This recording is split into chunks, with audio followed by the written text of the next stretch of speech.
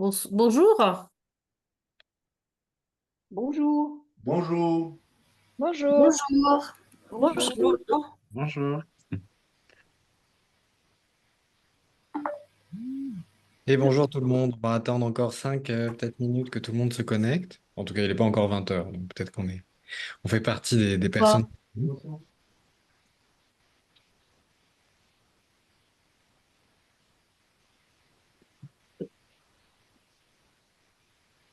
Et là? Oui, j'entends.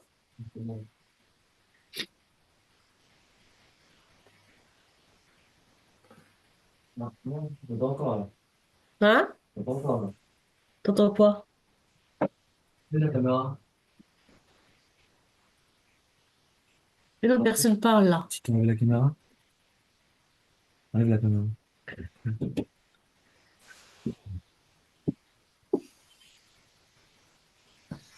Voilà.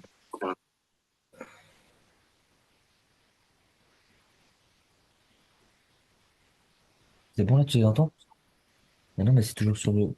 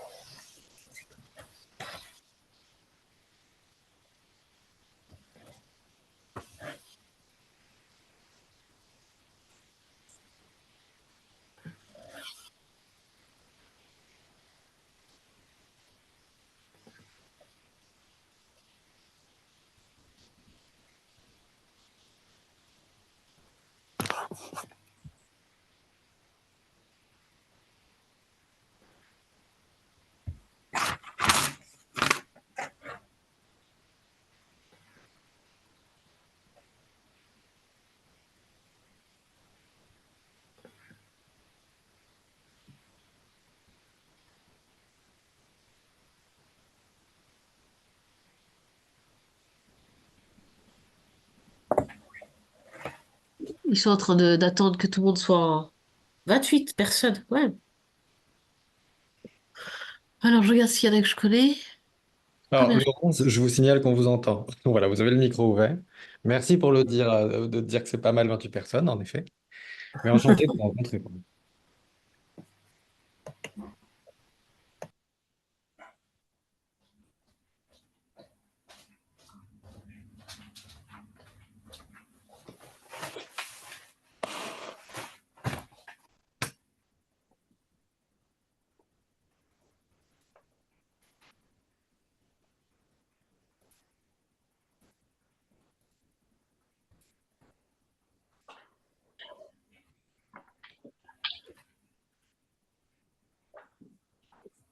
Donc, pour rappel, ce que je vous propose, c'est qu'on attende 20h05, en tout cas heure française, parce que je vois qu'il y a des amis de Québec qui sont là.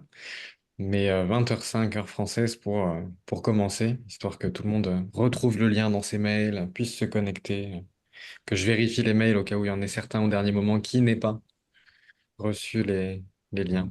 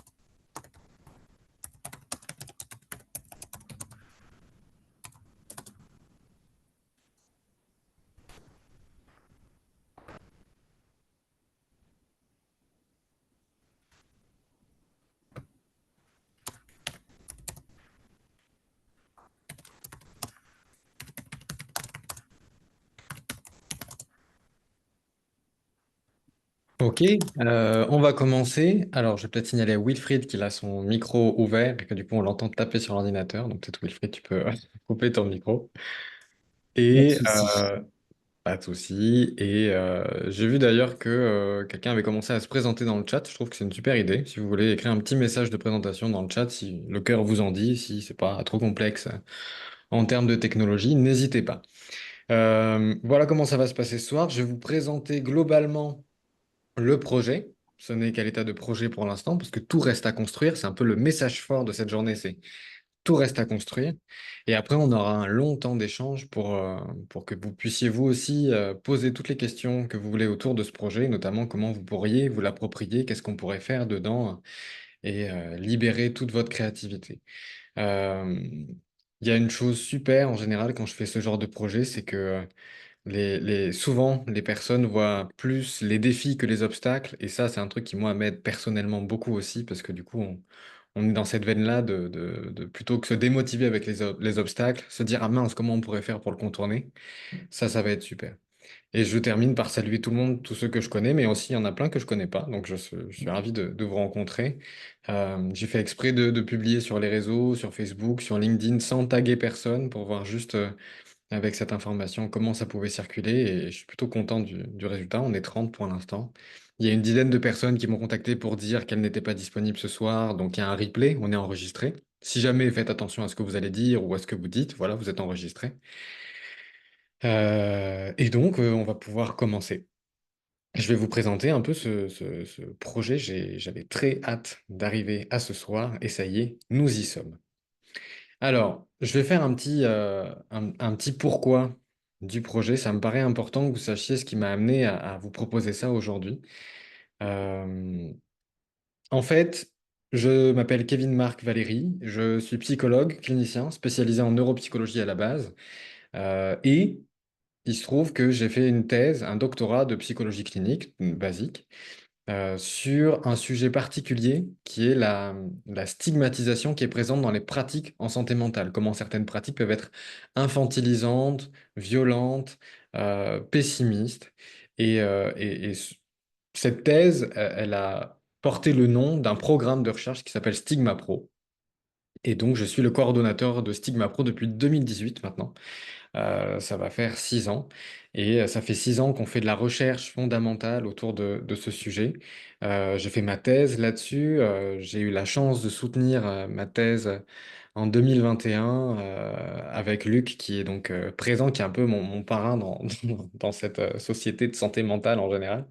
Et l'une de mes plus grandes fiertés dans la vie, c'est d'avoir fait en sorte que quelqu'un qui a un vécu expérientiel, en plus de tout le savoir théorique qu'a Luc, mais en plus, lui, il avait le vécu expérientiel qu'avaient pas les autres, a pu devenir membre du jury d'une thèse de psychologie. C'était une première en France.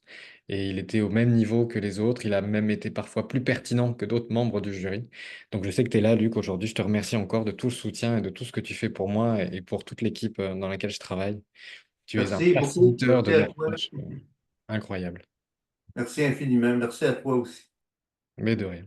Donc, on a fait des belles choses. J'ai fait des belles choses pendant 6 ans. J'ai travaillé dans le laboratoire de l'Université de Bordeaux. L'objectif, quand on fait une thèse, en général, vous savez, c'est de publier des articles internationaux. Donc, j'ai eu la chance aussi de publier un article qui a été cité de nombreuses fois, d'avoir des belles collaborations avec de belles personnes. Mais pourquoi on fait ça quand on est chercheur? Parce que quand on est un jeune comme moi, on veut un poste. On veut un poste à l'université. On veut devenir enseignant-chercheur à l'université. Là, actuellement, je suis considéré comme un post-doctorant, voire comme un chercheur junior, mais j'ai pas de poste à l'université. Néanmoins, ce travail, en dehors de l'aspect carriériste qu'il peut y avoir derrière, il m'a permis notamment de collaborer avec de nombreuses personnes, avec le Clubhouse, notamment le Clubhouse de Bordeaux, mais j'intègre la semaine prochaine ou dans 2 semaines le comité scientifique du Clubhouse France, donc je vais pouvoir aussi rayonner un peu là-bas en termes de valeurs et tout ce qui est important pour moi. Puis j'ai travaillé avec l'Institut pour la recherche en santé publique, avec de nombreuses ARS, alors certes celle de Nouvelle-Aquitaine, je travaille avec celle de Corse, enfin, et je suis psychologue à l'UNAFAM aussi, enfin je fais plein de choses. Vous voyez, ça a été très riche, ça a été très enrichissant et ça a été super, j'étais bien lancé, on m'a fait plein de propositions de postes, waouh, tout se passe bien. Mais si je vous raconte tout ça, c'est pas parce que je suis mégalomane, c'est parce que tout ce travail a permis d'amener à une intervention. Stigma Pro, donc aujourd'hui, le Stigma Pro est l'heureux papa ou l'heureuse maman, je sais pas comment on dit, d'un bébé qui s'appelle l'intervention Stigma Pro, qui est une sorte de formation anti-stigma à destination des professionnels. Et donc l'objectif, c'est que enfin l'objectif, c'était que je base ma carrière là-dessus, et j'allais être lancé et j'allais avoir une super carrière, ça allait être super. Mais parce qu'il y a un mais, parce que je vous raconte pas tout ça pour rien, puis je pense que c'est important que je vous raconte mon histoire, parce que si vous venez à partager ce projet associatif avec moi, faut que vous sachiez un peu qui je suis. Le fait est que j'ai une famille, je peux le dire maintenant, j'ai 3 enfants. Alors je peux le dire maintenant, ils ont l'air grands comme ça. Mais jusqu'à il y a quelques jours, je ne savais pas si je pouvais dire que j'ai 3 enfants parce qu'avec ma femme, on a décidé d'être famille d'accueil. Donc on a un enfant à nous, vous voyez, c'est le grand là qui est là, il s'appelle Jules. C'est notre bout. Alors il vient d'une précédente union de ma femme, mais je l'élève depuis qu'il a 3 ans et il en a 8 aujourd'hui. Donc je fais bien partie du tableau depuis longtemps. Et puis on a commencé à accueillir il y a 1 an et demi ce petit bout de chou là. euh, du coup, dans notre famille, qui a connu une vie forcément remplie de traumatisme, mais qui va très bien aujourd'hui. Et enfin, je pourrais vous dire qu'on est super, on a fait un super travail, mais en fait, non, il va plutôt bien, une grande résilience et ça se passe bien. Mais il se trouve que quand il a été placé chez nous, il a été séparé de sa sœur et c'est pour ça que jusqu'à présent, je ne savais pas si je pouvais dire trois. On a appris il y a la semaine prochaine que ça y est, ils allaient pouvoir être réunis dans notre famille. Donc on va accueillir sa sœur qui a 10 ans, vous voyez, qui est un peu plus grande. On va pouvoir accueillir sa sœur chez nous. Tout ça, ça remet plein de choses en perspective. Et ça m'a fait prendre la décision suivante de vouloir stopper cette carrière universitaire, de vouloir m'arrêter là. Il y a d'autres raisons aussi. Travailler à l'université publique, c'est compliqué. Je vois plein de collègues en souffrance, je vois plein de jeunes collègues, surtout de nouveaux maîtres de conférences, tout ça, qui font des burn-out ou qui sont surchargés. Je crois que je suis assez sain dans ma tête pour me dire qu'il ne faut pas s'approcher de ce type de milieu-là. Après, j'espère que ça se passe pas comme ça dans toutes les universités, mais ça m'a un peu effrayé. Je me suis dit que c'était pour vivre une vie plus ou moins heureuse, faut choisir un travail qui nous rend heureux. Et j'aurais eu peur de me perdre dans ce travail-là. Même s'il est passionnant, même si on est arrivé à faire de belles choses, euh, voilà, j'ai choisi mon camp, celui d'investir un peu plus la famille. Donc, je vais prendre un nouveau poste dans pas longtemps, dans une fondation. Je vais travailler dans une fondation pour aider à la transformation des pratiques sur le terrain. C'est super. Mais je vais arrêter la recherche et je vais arrêter cette carrière universitaire. Ce qui m'embête, parce qu'en fait, si j'ai porté Stigma Pro pendant 6 ans, c'est aussi parce que ça correspondait à mes valeurs, c'est aussi parce que ça correspondait à ce qui me semble être juste dans les pratiques en psychiatrie. Le Stigma Pro, ça a été co-construit par des collègues, des psychiatres, des ergos, des infirmiers, des pères aidants professionnels. Ça a été co-construit avec des personnes qui ont connu la psychiatrie, comme les gens du Clubhouse, mais comme d'autres. Ça a été co-construit avec des experts du terrain, avec le centre collaborateur de l'OMS, avec le Psychom. Enfin, vous voyez, on a essayé de faire un travail correct et puis je m'en vais et c'est comme ça. Mais mon idée, c'était comment je vais faire vivre ces idées-là sans que ça passe par l'universitaire. Donc là où ça devait disparaître, en fait, l'idée, ça a été de faire renaître ça sous un nouveau format, plutôt que de le faire dans l'université. J'ai décidé d'exporter ça et de le faire dans l'associatif. Il y a 2 ans maintenant, avec des collègues, on a monté une association qui s'appelle Prosper, dont l'objectif, c'est qu'entre pros, on soit des pairs, qu'entre pairs, on soit des pros. Enfin voilà, c'est un peu ça l'idée. Et du coup, on y met plein de choses, nous, dans cette association. Enfin, c'est notre première association, vous savez, on est jeunes, donc on a fait plein de choses. On a fait un podcast, on a fait des webconférences. Moi, je fais des formations autour de la relation thérapeutique dans cette association. On a fait des ateliers de sciences au Clubhouse, de sciences participatives. Il y a des petites vignettes sur LinkedIn ou sur Instagram de biais cliniques qu'on peut avoir dans la pratique. Voilà, on s'est amusé, on a fait plein de choses. Et maintenant m'est venue la question, comment je vais pouvoir mettre Stigma Pro dans le projet associatif? Je vais pouvoir le mettre comme formation, parce que quoi qu'il arrive, ça reste une formation, ça reste une intervention. Donc, je vais pouvoir quand même, Stigma Pro va pouvoir survivre dans Prosper. Mais j'ai eu envie de plus, parce que moi, ce que j'ai aimé dans Stigma Pro, c'était pas le côté recherche tout seul derrière mon ordinateur à faire mes données. Ce que j'ai aimé, c'est la collaboration. C'est le fait de collaborer avec tout le monde, de me rendre compte qu'il n'y a pas de méchants, il n'y a que des gens qui soit veulent bien faire, soit qui ont parfois baissé les bras parce que le contexte de travail est difficile. Et comment on peut s'entraider tous dans cette idée-là. Donc c'est pour ça que, en intégrant Stigma Pro, je transforme un peu le tout en observatoire des pratiques en psychiatrie. Euh, un projet qui se veut associatif. Donc, je ne serai pas du tout rémunéré pour ça, je ne toucherai pas d'argent du tout. C'est vraiment l'objectif, c'est que mes valeurs continuent à exister et les valeurs qui ont été portées par tous les gens, la centaine de personnes que j'ai rencontrées à travers, euh, à travers ce projet, ben, ça puisse continuer à exister. Et c'est pour ça que m'est venue l'idée de l'Observatoire des pratiques en psychiatrie. Alors, vous voyez, il y a marqué un projet associatif, participatif et démocratique. Pour bien vous expliquer le cadre, l'objectif de l'Observatoire, c'est, je vous le dis direct, c'est militant.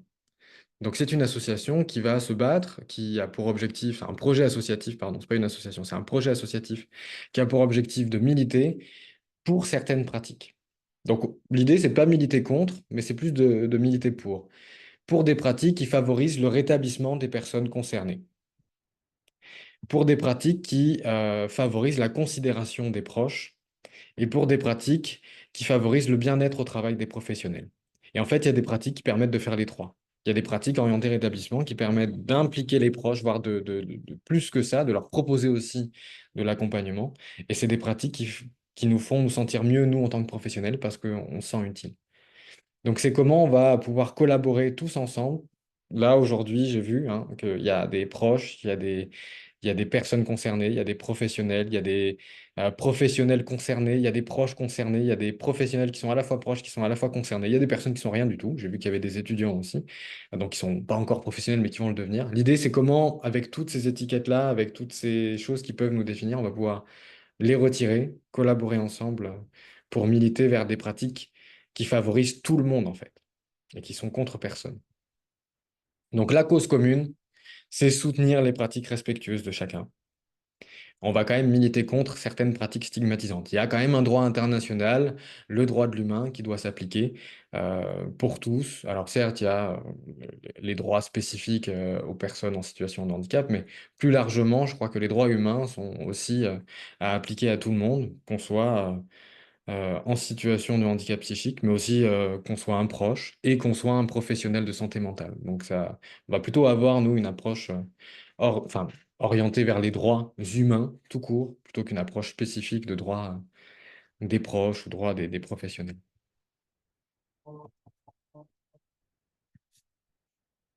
Alors, qui peut participer dans ce projet? L'idée, c'est tout le monde.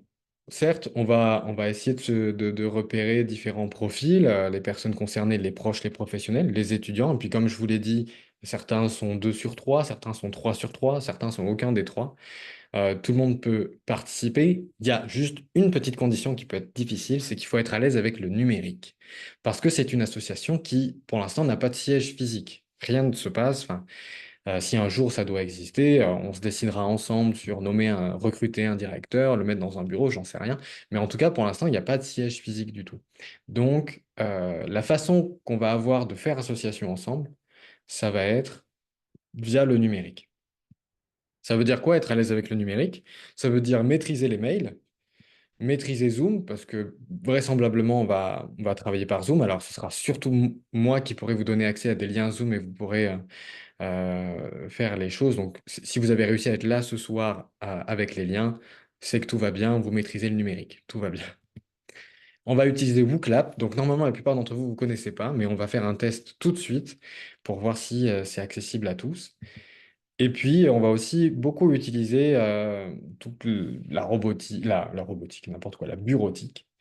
Notamment la bureautique chez Google, donc tout ce qui va être Google Doc, Google Slide, ou alors aussi des Google Forms, donc qui sont des sondages ou des enquêtes qui peuvent être faites par Google, quand vous vous êtes inscrit, vous avez rempli ce qu'on appelle un Google Form. Donc, si vous avez réussi à obtenir le lien via ce questionnaire, bon, bah, c'est que vous avez réussi toutes les étapes de mail, Zoom et de Google Form. Encore une fois, Wooclap, on verra ça tout à l'heure. C'est un projet associatif. Pour clarifier les choses, et je préfère que ce soit clair dans la tête de tout le monde, on ne monte pas une association. Il y a déjà une association qui est montée, et qui s'appelle Prosper, ce qui nous permet d'aller plus vite en fait. C'est pour ça que moi je mets ça dans Prosper. Je suis l'un des coprésidents de Prosper. Et dans le conseil collégial de Prosper, vous avez Meryl Kayada qui est bientôt docteur en psychologie, Simon Félix lui aussi bientôt docteur en psychologie, et Sarah Guillonnet qui est ingénieure d'études, psychologue. Euh, c'est nous qui dirigeons l'association. Mais c'est un conseil collégial, c'est-à-dire qu'il n'y a pas de, il y a personne qui a un rôle supérieur à l'autre. On est tous coprésidents, on est tous co-trésoriers, on est tous co-secrétaires. Et en fait, c'est comment on va se responsabiliser chacun des projets associatifs qui intègrent l'association. Donc, moi, je serai le responsable associatif de l'Observatoire des pratiques. Ça ne veut pas dire que je serai le chef, je ne prendrai aucune décision. Toutes les décisions se feront démocratiquement, directement, j'en parlerai tout à l'heure. Mais par contre, je serai responsable au sein de l'association avec les autres projets, le projet de podcast, il y a d'autres projets dans cette association. Moi, je serai celui qui sera responsable de la pérennité, de faciliter les choses du projet d'observatoire de psychiatrie. Donc, il n'y a pas d'association à créer, il n'y a pas de statut à créer, il y a pas de... Tout ça, c'est déjà fait au sein de l'association. L'association prospère, son objet, c'est de promouvoir la santé mentale, soit à peu près n'importe quel type de promotion. Donc, l'Observatoire des pratiques, ça fait partie de ce type de promotion. Et donc, tout ce qu'il y a à faire, c'est d'adhérer à l'association pour pouvoir adhérer à tout ce qu'elle propose, notamment l'Observatoire des pratiques en psychiatrie. Donc, si vous voulez faire partie de cet observatoire, il y a une adhésion à l'association pour être un membre actif. C'est une cotisation de 5 euros. On pourra en rediscuter parce que ça reste en cours, mais pour l'instant, on est parti sur l'idée que c'est à renouveler tous les mois d'octobre. Donc, on sait qu'en octobre, on part avec une équipe pour un an, en clair, et qu'on peut se faire des projets sur un an. Et que tous les mois d'octobre, on pourra soit quitter l'asso si jamais on n'est pas satisfait, soit renouveler son adhésion et dans ce cas, on repart pour un an de projet ensemble. Soit inviter des gens à nous rejoindre en octobre. Ah bah tiens, moi, ça fait 6 mois que je suis à l'Observatoire des pratiques. Si tu veux, tu peux nous rejoindre à partir d'octobre et intégrer les nouveaux projets qui arrivent. Ça va être super. Une cotisation de 5 euros, c'est le plus bas coût qu'on ait trouvé. Cet argent, il va servir directement à l'Observatoire.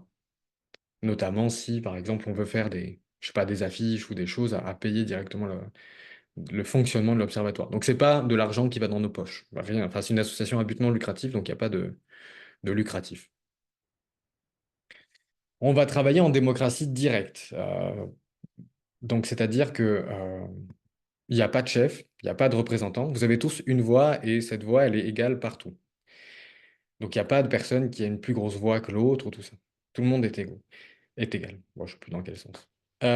Chaque membre actif peut voter. C'est-à-dire que pour voter, il faut être à jour de sa cotisation. C'est le seul inconvénient, quelque part. Alors, c'est pas un vote universel et gratuit, c'est un vote universel, mais à jour de cotisation.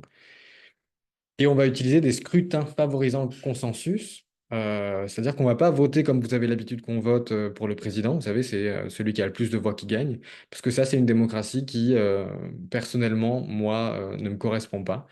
C'est pas la voix du plus grand nombre qui a raison. Je crois pas que, en tout cas, en tant que scientifique, je sais que c'est pas la voix du plus grand nombre qui a raison. En tout cas, c'est pas ceux qui donnent le plus de voix qui ont raison. Donc, on va plutôt aller vers une démocratie directe, vers le consensus, plutôt que vers le gagnant, la majorité. Je vais vous donner un exemple, parce que je sens que ça peut ne pas être clair. Lorsqu'on va se quitter, là, aujourd'hui, on va se donner rendez-vous dans un mois pile, en décembre, pour une nouvelle réunion. Pour ceux qui auront décidé d'adhérer à l'association et de participer à l'Observatoire des pratiques en psychiatrie, ben, on va se retrouver dans un mois. Et, euh, Et on va commencer à monter des groupes de travail sur des sujets qui nous intéressent. Donc ça, pareil, c'est tout le monde qui va pouvoir choisir un sujet. L'un des premiers groupes de travail qu'on va monter, c'est de trouver un nom. Parce que moi, j'ai dit Observatoire des pratiques en psychiatrie, mais encore une fois, je ne suis pas le chef.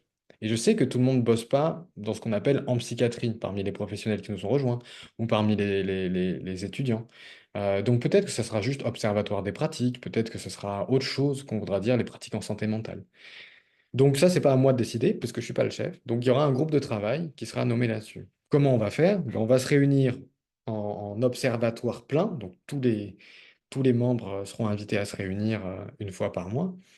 On va définir la mission tous ensemble. En clair, établissez-nous, que le groupe de travail nous établisse une liste de propositions. Ensuite, une fois qu'on a établi la mission, le groupe de travail se crée autour de cette mission. On lance un appel à tous ceux qui ont adhéré, qui veut participer à un groupe de travail pour trouver le nom de notre projet. Il est ouvert à tous les membres actifs, donc tous les membres à jour de cotisation. On va nommer un coordonnateur du groupe. Ce sera notamment parmi ceux qui auront proposé la mission. Ce sera assez facile, vous verrez, à nommer. Euh, le coordonnateur, son rôle, c'est de s'assurer que tout se passe bien et que le projet du groupe est mené à bien. On va aussi euh, clarifier à partir de quand le groupe de travail est terminé. Par exemple, une fois qu'il y a une liste de propositions de noms établie, c'est la fin du groupe de travail. Donc ce groupe de travail, typiquement, il va se réunir une fois, il va, de manière très créative, proposer des noms. Et dès qu'il aura établi une liste, ce sera la fin du groupe de travail. Cette liste, elle va être soumise à l'observatoire entier, donc à nous tous, et on va choisir le nom que l'on préfère. Mais c'est l'ensemble des membres qui vont choisir. Donc même ceux qui n'ont pas eu le temps, n'ont pas eu le loisir de se mettre dans ce groupe de travail-là, vont quand même pouvoir participer, voter pour l'une des propositions qui aura été faite par ce groupe de travail. Le groupe de travail n'a pas pour mission de choisir le nom, il a pour mission d'établir une liste de propositions. À ce moment-là, on va voter. Et donc, il y a, vous le savez, deux types de votes. Donc, on va voir si ça fonctionne. Ça va être un moment un peu technologique. Ce que je vais vous demander, c'est soit d'aller sur booklab.com et de marquer le code de l'événement. Le code de l'événement, c'est DLSHAM. Soit vous pouvez scanner le QR code avec votre téléphone et dans ce cas, vous serez directement dirigé vers la page de vote. On va faire un vote fictif là pour s'assurer que tout le monde ait bien compris. Donc, je vous laisse soit scanner le QR code, soit aller sur le site qui s'appelle wooklap.com. Et sur ce site-là, vous taperez le code événement DLSHAM, qui ne veut rien dire, hein. C'est pas moi qui ai choisi le code événement, vous imaginez bien. Donc je vois que ça marche bien là, vous êtes 26 pour l'instant, on est 35 en ligne. On va dire qu'à 35, je vois, vous êtes 28. Donc là, sur mon écran, moi, je vois le nombre de participants qui ont scanné le QR code ou qui sont allés sur wooklab.com et qui ont tapé le code événement DLSHAM. J'ai l'impression, pour ceux qui sont en France, d'être Nico Saliagas sur TF1, là, qui vous dit de taper 1 ou taper 2 au 6 30 30. Là, c'est un peu la même. D'ailleurs, sur WooClap, il y a moyen d'activer les réponses par SMS. Donc, si jamais vous ne maîtrisez pas ni l'Internet ni le téléphone, on peut faire par SMS. Vous envoyez @DLSHAM au 06 44 60 96 62. Et il y a même des votes qui pourront se faire par SMS pour les personnes qui peuvent céder SMS en France. Donc, je suis désolé pour mes collègues québécois qui nous ont rejoints aujourd'hui. On est 32, c'est plutôt pas mal, sachant que je dois être dedans. Donc, il doit y avoir 2 ou 3 personnes qui n'ont pas réussi. Ne vous inquiétez pas si vous n'avez pas réussi, vous allez quand même voir comment ça se passe. Et, euh, et puis, je serai là, moi, pour vous guider, pour m'assurer que tout le monde ait un accès égal au vote. Il y aura possiblement une aide qui sera offerte de ma part à chaque fois. Donc, on sera plusieurs, hein, à intervenir. Je vois que mon collègue Simon Félix, par exemple, qui est coprésident de l'association Prosper, est là ce soir aussi pour voir comment ça se passe. Et puis, il sera probablement là sur les autres événements pour pouvoir aider, pour pouvoir me prêter main forte. Je ne suis pas tout seul.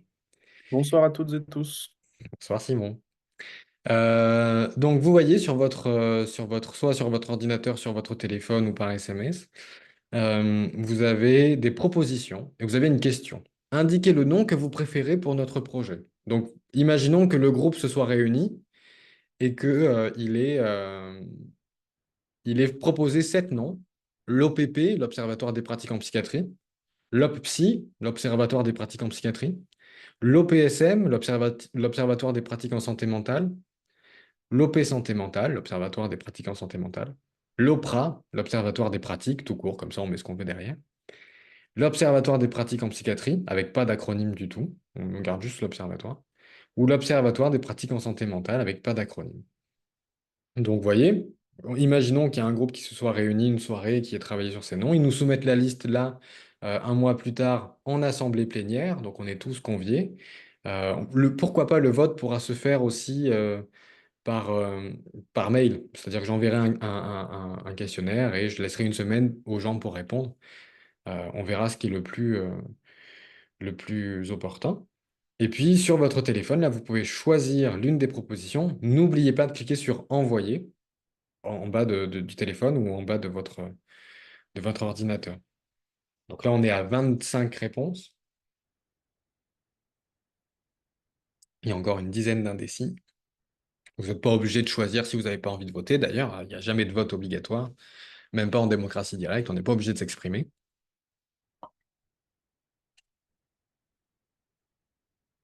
Et donc, vous voyez, là, vous devez indiquer le nom que vous préférez pour votre projet. Ça, c'est la démocratie que vous connaissez habituellement. Vous votez pour un candidat. Vous votez pour Emmanuel Macron, Marine Le Pen, etc. Et tous les copains là. Vous choisissez qui vous voulez. Mais vous devez donner un vote. Avant de vous montrer les résultats, on va faire une expérience intéressante. Je vais passer tout de suite à la question suivante. Je ne vais pas vous montrer le résultat et je vais passer à la question suivante. Sur votre téléphone ou sur votre ordinateur s'affiche la question suivante. À quel point vous plaisent ces noms pour notre projet? 1, on va dire que c'est pas du tout. 3, modérément. 5, tout à fait. À quel point vous plaisent ces noms? Et là, vous devez donner un résultat pour chaque proposition. Donc, à quel point vous aimez l'OPP, à quel point vous aimez l'OPSI, à quel point vous aimez l'OPSM, à quel point vous aimez l'OP santé mentale, à quel point vous aimez l'OPRA, à quel point vous aimez l'Observatoire des pratiques, à quel point vous aimez l'Observatoire des pratiques en santé mentale. Enfin voilà. Vous votez, vous me donnez une note à chaque proposition. Vous voyez que c'est quand même pas tout à fait la même chose. Alors, à part quand il y a un favori immédiat, ce qui arrive en démocratie en général, mais quand il n'y a pas de favori, ici, ça s'appelle un jugement à la majorité, ou alors, plus clairement, ici, on va faire un vote de consensus. Donc, si jamais ça vous intéresse, ce type de vote, il y a une page Wikipédia avec le mathématicien qui a inventé ce type de vote, qui permet d'avoir un consensus plutôt qu'un gagnant et des perdants. Et moi, c'est le type de démocratie que je prône en général, alors pas politiquement, hein, c'est le type de démocratie que je prône dans les projets participatifs. Une démocratie où il y a consensus plutôt qu'une démocratie où il y a des gagnants et des perdants. Donc on est à 28 réponses, il nous en manque quelques-unes. C'est pas facile de choisir comme ça. Mais sachez que c'est pas, ça reste imaginaire, hein. C'est-à-dire que j'ai inventé des choses. C'est pas le vrai choix qui va se faire maintenant, aujourd'hui.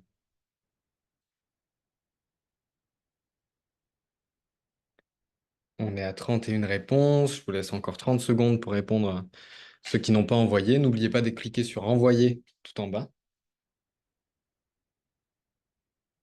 J'ai 35 inscrits, il y a 35 participants. Vous avez l'air plutôt vif au niveau des technologies. Donc, ça veut dire que WooClap, vous maîtrisez. Vous remplissez un peu cette case maîtrise de WooClap. Encore une fois, vous n'êtes pas obligé de voter non plus. Je vous propose de regarder les résultats. On va regarder les résultats d'abord du vote classique, hein, de la démocratie telle qu'on la connaît. Dans la démocratie telle qu'on la connaît, le vainqueur, ce serait l'OPSM, l'Observatoire des pratiques en santé mentale, avec 38% de vote. OK. Oui, c'est ça. Avec 12 votants, alors que vient en seconde position l'OPSI, ou encore après, ici, l'Observatoire des pratiques en santé mentale sans acronyme. Donc, vous voyez, on aurait un gagnant qui convient à 12 personnes, et comme on est 35, il y aurait 13 personnes qui seraient mécontentes. Bon, pour un projet associatif participatif, 13 personnes mécontentes, c'est pas top quand même. Donc, on va plutôt regarder ce que ça donne comme résultat quand on interroge cette méthode-là de démocratie qui va vers le consensus. Vous voyez qu'on a des scores ici, des moyennes. qui permettent de savoir un peu le consensus autour. Vous deviez répondre entre un pas du tout et 5 tout à fait. Donc clairement, il y en a qui ont été plus ou moins rejetés. Voilà, celui-là, on est sûr que c'est du pas du tout. Il y a peu de gens qui ont voté pour. Et puis Excuse-moi, c'est... Kevin, juste, je te coupe, on voit pas Ah oui, ton c'est clap. vrai, pardon. On est encore sur le PowerPoint. Mon Dieu, je parle dans le vide depuis tout à l'heure. Merci Simon. Donc je vais vous montrer ça. Euh, Hop. Ce serait dommage que vous ne voyez pas. C'est si beau. Hop là, avant qu'on regarde ça, vous voyez mon écran ici. Donc, je vous donnais les résultats du premier vote, le vote direct, avec 38% pour OPSM, avec 12 personnes contentes et donc 13 personnes mécontentes. Quand on fait une démocratie par consensus, il est possible qu'on ait le même résultat. Là, on voit que l'OPSM, quoi qu'il en soit, c'est plutôt un favori. Donc, quoi qu'il arrive, il aurait été élu, c'est sûr. Et ce qu'on va faire dans ces cas-là, donc ici, ils indiquent la moyenne, la formule mathématique du mathématicien qui a inventé cette technique-là, c'est de regarder la médiane plutôt que la moyenne. Ici, la médiane, elle a l'air d'être vers 4, à voir un peu ce que ça donne. Et il n'y a pas l'air d'y avoir d'autres médianes à 4, donc on aurait choisi l'OPSM quoi qu'il arrive. Mais en choisissant ça, on a tous donné notre avis. Et on peut se dire que par consensus, il y a peu de gens qui ont répondu que celui-là ne leur allait pas du tout ou modérément. On voit qu'il fait plutôt consensus, on va pouvoir l'adopter. Il aurait été possible aussi que, on ait toujours cette distribution-là. Vous voyez, celle de la septième réponse. Il y a quand même une bonne moyenne, 3. Il arrive en deuxième position, on pourrait se dire c'est chouette. Par contre, il y a quand même beaucoup d'insatisfaits. Il y a quand même beaucoup de gens qui ont dit pas du tout.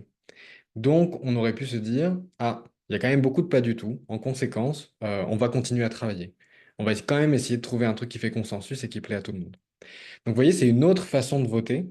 C'est une façon qui permet d'avoir un consensus. Et c'est ça la démocratie directe qu'on va essayer de faire ensemble. Je reviens sur, sur mon, sur mon diaporama.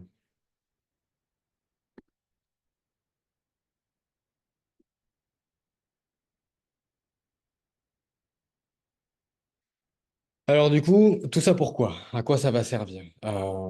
Je voulais expliquer, c'est une démocratie directe, mais c'est un projet avant tout participatif. Qu'est-ce qu'on va faire dans ce projet? Eh bien, je n'ai pas de réponse à vous donner. Vous devez mettre les pieds dans un endroit où on ne sait pas ce qu'on va faire. Pourquoi? Parce que c'est le principe du participatif. Si j'étais venu vous voir en disant, moi je vais vous dire ce qu'on va faire, je sais ce qu'on va faire, bah, ça s'appelle plus du participatif, ça s'appelle Kevin Mark décide et les autres suivent. Alors je ne fais pas une association pour avoir des gens qui me suivent, je fais une association pour, enfin un projet associatif pour qu'on collabore, qu'on construise ensemble. Donc, vous allez être libre de faire ce que vous souhaitez. Quand vous allez prendre votre inscription, soit dans l'inscription, soit dans le mail que je vous ferai, je vous demanderai, est-ce que vous avez des idées? Est-ce qu'il y a des choses qui vous feraient plaisir? Est-ce il y a des choses qui vous intéresseraient de faire dans ce projet-là? Parce que tout le monde peut donner une idée, tout le monde va pouvoir soumettre quelque chose. Donc oui, on peut faire une newsletter si vous voulez, parce qu'il y a beaucoup de gens qui aiment faire des newsletters sur les pratiques en psychiatrie. On peut faire un baromètre, c'est notamment l'un des premiers projets que moi je vais proposer. Si on est un observatoire des pratiques, il faut qu'on fasse au minimum une sorte de sondage ou de baromètre sur les pratiques en psychiatrie. Donc on va faire un beau projet de sondage baromètre dans cette association. Il y a des gens qui vont vouloir créer des formations, des sortes de sensibilisation auprès des proches, auprès des usagers, auprès des professionnels. Pourquoi pas? On va pouvoir monter un groupe qui souhaite monter une formation, faire de la sensibilisation. Et vous pouvez penser à tout ce que vous voulez derrière. C'est-à-dire que si un jour vous vous dites, ah, tiens, on ferait bien une journée congrès pour montrer tout ce qu'on a fait pendant un an, eh bien, on s'organise, on fait un groupe de travail autour de ça. Si on veut faire, si on veut faire, par exemple, des fiches, des posters pour expliquer pourquoi la contention et l'isolement ne sont pas des soins, pourquoi les pratiques orientées à l'établissement sont plutôt bien acceptées par les personnes concernées, voilà, pour expliquer les différents types de psy, j'en sais rien. Si vous voulez faire des fiches, on peut aussi faire des fiches d'information et proposer ces fiches sur nos réseaux et les diffuser. Mais on ne sera pas tout seul pour les faire. Chaque fois qu'il y aura un groupe pour nous aider, on va co-construire ça. Et mon objectif à moi, c'est de m'assurer que dans chaque groupe, il y ait des personnes concernées, des proches et des professionnels, qu'on collabore, qu'on puisse collaborer toujours, qu'on collabore tel qu'on souhaiterait que le monde collabore, en fait. Donc, si jamais vous avez des idées en tête, si jamais en tant qu'usager, vous vous êtes senti frustré de ne pas pouvoir faire quelque chose dans une asso, si jamais en tant que professionnel, on vous a dit que vous avez carte blanche et qu'en fait pas du tout et que vous vous sentez frustré de ne pas pouvoir mettre quelque chose en place, ça sera l'occasion, pourquoi pas, de le faire dans cet observatoire-là. Comment on va s'organiser? Je vais quand même vous donner un petit calendrier avant que vous vous engagiez ou pas avec moi. L'idée, c'est qu'on fera des réunions Zoom comme celle-ci, tous les deuxièmes mardis de chaque mois, à 20 heures à peu près. Avant celle du mois de novembre, c'est ça, on est en octobre, avant celle du mois de novembre, je vais quand même laisser tout un temps pour recueillir les inscriptions et les cotisations de chacun. Donc, je vais vous mettre un lien à la fin, je vais vous envoyer un mail à la fin de cette réunion avec le lien pour vous inscrire si vous souhaitez participer à ce projet. Lors de la prochaine réunion, on va analyser tous les projets, toutes les idées que vous avez eues. On va discuter tous ensemble de tous ces projets que vous avez envie de mettre dans l'observatoire et on va créer les premiers groupes avec un S de travail. Par exemple, on va créer un groupe sur trouver le nom. Parce que là, j'ai proposé des choses, mais possiblement, on va créer un groupe pour faire d'autres propositions, peut-être des propositions un peu plus jolies que ce long titre Observatoire des pratiques en psychiatrie. Pourquoi pas, s'il y a des gens très créatifs, trouver un logo pour le projet. Ça pourrait être sympa pour être bien identifié quand on va commencer à gagner en réputation. Pour être bien identifié, on peut trouver un logo. Bon, moi, je vais proposer le projet baromètre, sonder les pratiques de manière annuelle pour voir un peu l'évolution des pratiques en psychiatrie. Euh, Ça va pouvoir passer soit par le recueil de données qui existent déjà, par exemple le nombre d'isolements, de contention, bah, il y a déjà des recueils qui sont faits auprès de ça, donc on relève annuellement ces chiffres, on essaye de les observer. Soit nous, on va créer des sondages pour savoir combien de personnes encore cette année ont entendu que leur maladie était à vie et qu'ils ne pourraient rien, et qu'il n'arriverait à rien dans leur vie, par exemple. Pour voir ce pessimisme, à quel point il est encore présent. Et on va surtout, moi, c'est mon objectif, sonder des pratiques positives. Mon objectif, c'est de mettre en avant les pratiques qui fonctionnent bien et de pouvoir les surveiller leur installation dans le temps. Donc, est-ce que mes droits ont été respectés? Est-ce qu'on m'a proposé une charte qui me proposait mes droits, qui clarifiait mes droits et donc qui me permettait d'être au clair avec ce dont j'ai le droit de faire et ce que je dois aussi, parce qu'il y a des droits et des devoirs possiblement. Mais on va aussi créer des groupes sur des projets que vous proposerez. Si vous proposez une newsletter, eh ben, hop, on crée un groupe de membres actifs autour de cette newsletter. Donc là, on se voit aujourd'hui. Coucou, c'est nous.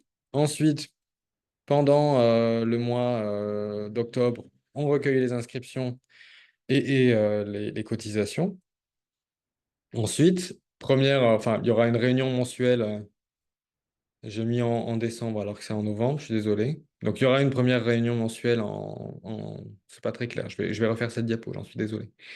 En novembre, on va se présenter, nous les inscrits, puis on va commencer à monter des groupes de travail, on va travailler ensemble. Puis le mois d'après, on va faire une autre réunion mensuelle avec un point sur les groupes.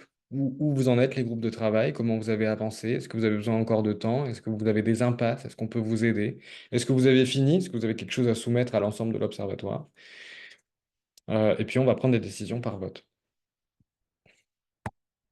Les groupes vont continuer à travailler. Donc, ces groupes travaillent en ligne, hein. Je vais proposer des liens Zoom sur lesquels vous pourrez vous réunir et travailler ensemble. Et puis, on se revoit encore une fois. Vous voyez, ici en février, on se voit une fois, le premier mardi ou le deuxième, j'ai dit, je sais plus. Deuxième mardi de chaque mois, premier mardi, je sais plus. Deuxième peut-être. Et du coup, c'est reparti, un point sur les groupes. Est-ce qu'il y a de nouveaux projets? Est-ce qu'il y a, oui, il y a de nouvelles envies? Et on prend des décisions. L'idée, c'est que ces réunions, les deuxièmes mardis de chaque mois, elles durent 1 heure, pas plus. Parce qu'on a tous nos vies, on a tous des choses à faire, puis on veut bien ne pas passer notre soirée à ça. Et ces réunions plénières, mensuelles, elles sont là pour valider ce qui est fait de manière démocratique, directe.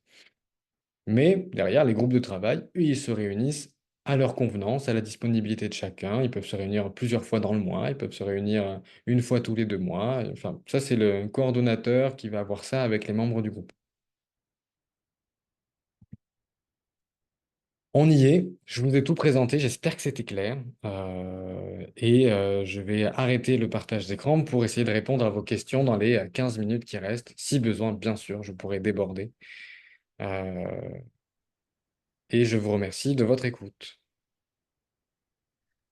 Donc, si, pour ceux qui maîtrisent Zoom, vous pouvez peut-être lever la main si vous avez des questions. Comme ça, je prends vos questions. Pour ceux qui ne maîtrisent pas Zoom, bah, ouvrez les micros, signalez-vous, je vais essayer de vous surveiller et, euh, et de vous voir. Je vois Ouais, que... Ouais, j'ai une question, moi. Quand on Laurence. n'est pas disponible, bonjour, quand on n'est pas disponible les jours de rencontres mensuelles. Alors, on va pouvoir fonctionner de deux manières. La première, c'est que, comme aujourd'hui, c'est une réunion enregistrée, on pourra faire des réunions enregistrées, rediffusées. Donc, je pourrais vous mettre un lien de la réunion qui durera un mois et vous aurez un mois pour avoir le replay de la réunion. Ça, c'est possible. La deuxième chose que vous pourrez faire, c'est que, parce que vous allez me dire, oui, mais si je ne fais pas partie de la réunion, si c'est le replay, comment je vais voter? En fait, on va pouvoir faire des votes différés. C'est-à-dire que je vais laisser une semaine, on va laisser la proposition une semaine en vote. Je vais faire un mail à tous les membres inscrits et à jour de leur cotisation en disant, voilà, vote groupé, vous savez, comme aux États-Unis, quand ils vont voter, ils votent pour tout un tas de propositions en même temps. Nous, on va faire la même chose. Tel groupe propose ça, tel autre groupe propose ça, et veuillez voter pour les votes du mois, quoi. Et puis vous aurez un lien pour voter. Est-ce que ça répond à votre question, Laurence? Oui, tout à Super. fait. Merci, Laurent. J'en ai une autre. Oui, bah allez-y. Je vous en prie. Si on fait une proposition d'un thème, d'une idée, et qu'en fin de compte, on se retrouve pas beaucoup soutenu par d'autres personnes, on peut pas faire de groupe, quoi, de réflexion. Ouais. Qu'est-ce qu'on... Voilà. Qu'est-ce qui se passe? Ben, on verra bien. L'idée d'un groupe, c'est en effet qu'on soit plusieurs. Donc, si l'idée ne permet pas d'avoir des membres qui s'y accrochent, on va garder l'idée pour plus tard. Ce qu'on peut faire, c'est reproposer tous les 2 mois cette proposition-là, voir s'il y a des nouvelles personnes qui veulent s'inscrire. Et comme je vous l'ai dit, l'idée, c'est qu'en octobre, chaque année, on réouvre les inscriptions, qu'on se fasse de nouveaux adhérents. Comme ça permet de renouveler un peu l'équipe de l'année et possiblement, avec dans cette nouvelle équipe, des gens qui seront prêts à faire ce projet-là. Et si jamais vous avez des proches qui pourraient être intéressés de nous rejoindre pour travailler avec vous sur tel ou tel projet, il y aura toujours moyen de trouver une solution pour qu'ils nous rejoignent dans l'année. Oui, c'est ce que j'allais vous poser comme question. OK. Voilà. Merci Laurence. En Merci. main levée, j'ai Simon. Et Simon, si jamais tu vois des questions dans le chat, je veux bien aussi que tu me les partages. Ouais, ben justement, ma question rejoint celle qu'a posée Carla, qui est, Bonjour. du coup, on va commencer assez rapidement. Est-ce qu'il y a des gens qui peuvent encore nous rejoindre sur le projet Ouais. euh, d'ici la prochaine fois? Et si oui, comment est-ce qu'on peut faire tous ensemble pour ben, mobiliser des gens autour de ça? Est-ce que il faut repartager des posts ou est-ce que tu avais pensé à quelque chose déjà? Donc là, en octobre, je vais ouvrir les inscriptions. Donc on est en octobre, on est le premier. Ça sera notre anniversaire d'association. Ce qui va être fait, c'est je vais vous envoyer un mail, puis je vais faire aussi des posts sur LinkedIn et sur Instagram. Bon, je maîtrise pas trop Instagram, mais enfin bon, je vois ici des gens qui maîtrisent beaucoup mieux Instagram que moi parmi ceux qui nous rejoignent. Donc je sais que vous serez peut-être plus performant que moi. Mais je vais faire des posts avec cette réunion en replay. Donc il y aura cette réunion en replay pour présenter le projet. Donc, si jamais vous voulez convaincre des gens, voilà, va voir sur YouTube. Je mettrai la réunion sur YouTube. Sur YouTube, il y a cette réunion en replay.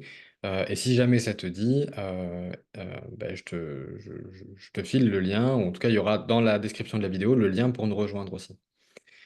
Donc, tout va être fait pour que ce mois-ci, voire le mois suivant aussi, jusqu'à décembre, jusqu'à la fin d'année, on puisse recruter des gens. On ouvre le recrutement pendant 2, 3 mois et après, on se lance un peu plus sur des travaux concentrés. Est-ce que ça répond à ta question, Carla? Oui, oui, oui, très bien, merci. Après, j'ai une autre question, du coup, Ben, maintenant. vas-y, écoute. Tu as parlé de Stigma Pro au début. Quelle suite, du coup, là, tu vas continuer ou comment ça se passe? Ouais, alors, Stigma Pro, je vous l'ai dit, c'est une formation. Ça fera peut-être l'objet d'un groupe pour voir comment on intègre Stigma Pro dans le projet, dans l'observatoire. Vraisemblablement, Stigma Pro va être absorbé par Prosper, ce qui signifie que pour l'instant, des gens formés pour faire cette formation, on est trois. Il y a moi, Sarah Guillonnet, Antoinette Proutot. Voilà, il n'y a pas plus de monde que ça. Ce qui signifie qu'on va chercher à former des formateurs qui pourraient intervenir, parce qu'on a déjà des demandes. Je peux vous dire j'ai des demandes de partout pour Stigma Pro et je ne vais pas pouvoir me multiplier parce que je prends aussi un nouveau poste. Donc, c'est vrai que cette association, ça va être aussi l'occasion, pourquoi pas, de développer des compétences de formateur et de proposer Stigma Pro. Voilà. Sachant que Stigma Pro, c'est deux formateurs, c'est une formation de 6 demi-journées avec une conférence en amont. Et il faut un formateur et un père aidant professionnel.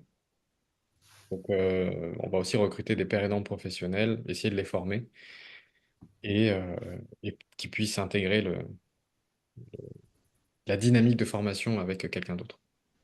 Voilà. Je vois que Luc a une question. On t'entend pas, Luc, ton micro est coupé. Mais d'abord, félicitations, hein, merci beaucoup pour cette présentation. Bah, merci Euh, à toi. Moi, ma caméra est gelée. Oui, c'est pas la position la plus confortable. Ah, c'est bon. Ouais, T'es revenu. ouais, pas gelée, c'est ça qui est important. D'abord, moi, j'ai une question. Est-ce que on va être appelé à prendre des positions radicales, là? Tu sais, je donne l'exemple des électrochocs. OK? Euh, Mon association ici, on a dit, bon, on ne peut pas se positionner contre ou pour, mais on se positionne pour le libre choix, que la personne ait vraiment tous les éléments pour prendre la décision, parce que, bon, parce qu'on arrive. C'est le consensus. Tu parlais du consensus tantôt. Le consensus a été que ben, on prend pas position dans des. On prend pas position dans des trucs électrochocs ou anti-médicaments ou Mais par contre, on veut vraiment le consentement libre éclairé, là, si on est pour, là. Est-ce que c'est des choses qui vont être appelées éventuellement à ce qu'on réfléchisse là, sur est-ce qu'on prend position pour ou contre des traitements existants? Là? Moi, ma volonté, c'est qu'en effet, on puisse prendre position. Alors, plus pour que contre. Je trouve que c'est plus productif de prendre position pour des choses que contre des choses. Et donc, ça va être important, je le dis aussi dans cette réunion, que quand on parle au nom de l'observatoire, parce que tout le monde pourra parler au nom de l'observatoire, qu'on soit dans des propos qui font consensus dans l'observatoire, et quand c'est des propos personnels, qu'on sache dire là, c'est personnel, ça ne concerne pas l'observatoire. Néanmoins, tout le monde, et le désaccord est le bienvenu dans l'observatoire. Tout le monde pourra venir, même avec des idées complètement extrêmes ou opposées. C'est ça la démocratie, hein, c'est accepter tout le monde.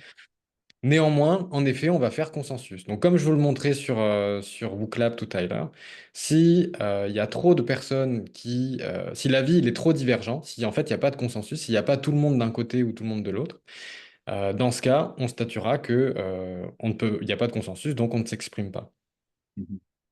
Et c'est d'où le fait d'éviter la démocratie par gagnant-perdant. Parce que Oui. si aujourd'hui parmi nous, il y en a 13 qui votent pour oui, on va dire que, j'en sais rien, tel médicament, c'est pas bien, et qu'il y en a 12 autres qui auront dit, ah bah non, moi je me prononce pas, ou alors il faut pas, bah, le fait qu'il y ait une voix de plus va changer quelque chose, et là on se sentira mal, l'association va se scinder en deux, il y aura des combats, il y aura des grands messages sur le ligne en disant je quitte cette association de personnes, etc. Donc c'est vraiment pas l'objectif. L'idée, c'est soit on fait consensus, soit on fait pas consensus. Donc, ça demande aussi aux membres de savoir gérer cet état-là de consensus. Parfois, on n'aura pas ce qu'on veut parce que notre idée fait pas consensus au sein de l'observatoire. Et toute l'idée, ce sera de continuer à militer au sein de l'observatoire pour qu'un jour, cette idée fasse consensus si on en est persuadé. Voilà. Mais c'est important. Mais alors, Merci. une question qui me permet de clarifier un truc que je n'avais pas clarifié. Merci beaucoup, Luc. Je vois que Jeanne a levé la main. Bonjour. Déjà, je suis assez déçue de ne pas pouvoir créer une session dès maintenant, Bah, mais bon, je ferai avec. Dans l'idée de former des formateurs, que ce soit un pro et un perdant, donc un pro, est-ce ah qu'on peut oui, pas aussi... pas un pro ou un perdant, c'est un Un, formateur et un il faut que form- l'un des deux formateurs soit au moins un père aidant professionnel parce que on a découvert qu'il y avait un effet du contact du père aidant professionnel qui était important. Donc il faut que l'un des deux formateurs, mais parfois ça peut être les deux, hein, mais l'un des deux formateurs soit un père aidant professionnel. C'est Mais ça. du coup, est-ce qu'on ne peut pas imaginer qu'il y ait juste des pairs, pas père aidant, que ce Mais soit en fait, des personnes concernées, c'est qui une- soient formées à enfin, des personnes concernées, oui, qui soient rétablies, qui soient formées à être formateurs. Moi, je suis formatrice chez AlphaPsy, par exemple. Il se trouve que je suis MSP, mais j'aurais pu être formatrice sans l'être. Mhm. Mm. L'idée, c'est que c'est un peu l'idée générale de Prosper, c'est que cette notion de pair, en fait, on veut vraiment la mettre au plus large possible. Donc, c'est faire tomber un peu toutes ces étiquettes de dire, bah, moi, je suis MSP, moi, je suis père aidant pro, moi, je suis professionnel de santé mentale, moi, je suis proche, et de se dire, non, en fait, sur quoi on est pairs tous ensemble? On a certes des différences, mais on est pairs tous ensemble sur des valeurs, parce qu'en fait, il se trouve que si vous avez cette valeur comme moi de respect des droits, par exemple, eh bien, on est pair là-dessus. Et donc, c'est généraliser, universaliser cette notion de pair, pas sur des étiquettes, mais sur des valeurs. Oui, parce que ce que je voulais dire, c'est est-ce qu'on pourrait donner l'accès à cette formation de formateur et cette possibilité à cette formation de formateur juste à des personnes concernées Ouais. qui ne sont pas des Alors, professionnels. Voilà. pour l'instant, comme je vous dis, le projet est en cours d'importation, donc je ne serai pas le seul à décider. Moi, c'est ma D'accord. philosophie de base, c'est-à-dire que je suis pour les compétences, pas l'étiquette qu'il y a derrière. Si la personne a la compétence Mm. d'avoir, de donner, de former, bon, en soi, elle a la compétence, point. Donc, ça me va. Euh, D'accord. mais est-ce que je serai le seul à penser ça dans mon équipe? Je ne sais pas. Mais je Mm. vais lutter pour, en tout cas. Et si jamais Stigma Pro est pas content et si mes camarades de Stigma Pro sont pas contents, on montrera notre propre sensibilisation observatoire des pratiques accessible à tous. Une session. Une session. Merci Jeanne pour la question, elle permet aussi de clarifier les choses. Est-ce qu'il y a d'autres questions? Parce que si c'est le moment. S'il n'y a pas d'autres questions, ça veut dire qu'on est déjà très efficace parce qu'on termine à 21h pile comme c'était prévu. Donc ça veut dire qu'on a déjà un bon, un bon fonctionnement alors qu'il n'y a pas d'inscrits. C'est une bonne chose. Mais vous avez le droit à une dernière question. Maintenant que j'ai dit ça, plus personne ne va vouloir poser de questions. Mais si jamais vous n'osez pas de questions, vous n'osez pas poser les questions, n'hésitez pas à m'écrire par mail, soit à l'adresse qui est communiquée sur la fiche, c'est-à-dire prosper.contact@ecomail.fr, soit si vous trouvez mon adresse quelque part, allez-y et écrivez-moi. Simon, il y a une question. Ouais, je me fais le relais d'une question dans le chat.